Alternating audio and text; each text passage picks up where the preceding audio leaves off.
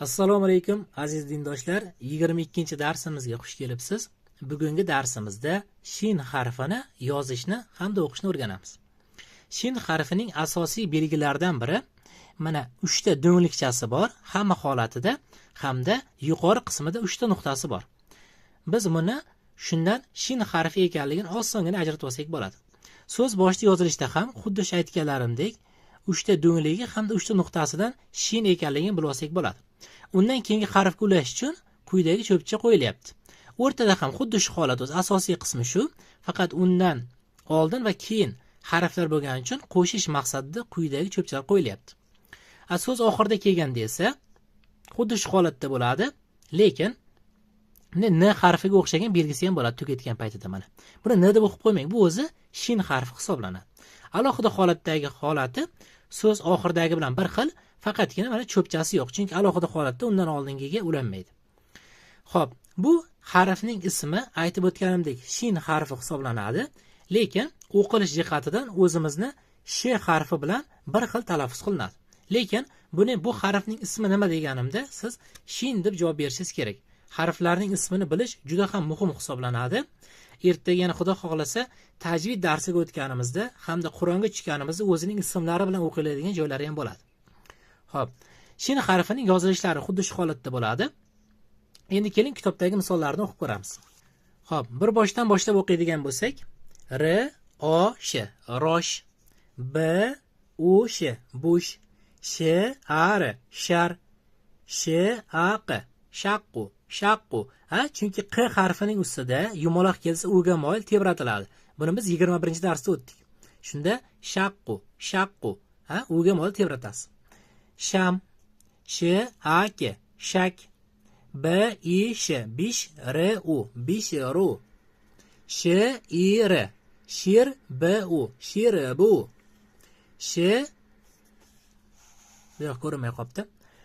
sh a h r u shahru, n a sh nashru, sh u k shuk, r u shukru, sh u r shurbu, m a sh mash, r o b mashroba mashroba. B harfini ustida yumaloq kelgani uchun i ga moyil tebratiladi. Shunga e'tibor beramiz. Xo'p, keyingisi m a sh r i b mashriba mashriba riba riba. I ga moyil bani tebratamiz. Shunga e'tibor berasiz. m a sh r i q mashriqu mashriqu. Qani uga moyil tebratamiz, chunki ustida yumaloq belgi kelyapti. M u sh t a h i r mushtahir mushtahir. Endi bunisi mushtarok mushtarok. Shu holatda o'qiyverasiz. Endi keling pastagini o'qib ko'ramiz. Pastagini o'qiydigan bo'lsak, ish ishtahar ro ishtaharo. Ishtahaga o'xshar ekan o'zimizdagi, lekin davomi bor ekan. Qarang, ishtaharo ishtaharo. Yashtahiru iba iba. Banus yumaloq bo'lgach iga moyil tebratiladi. Iba ron shaqo iba ron shaqo. Yaba yaba ron shiqu yaba ron shiqu. Shu holatda so'zlarni o'qiyverasiz. Har doimgidek birinchi navbatda sizga keyin uy vazifani aytib qo'y. Uy vazifa har doimgidek birinchi 22-darsdagi narsani ko'chirib olasiz, ma'lumotlarni.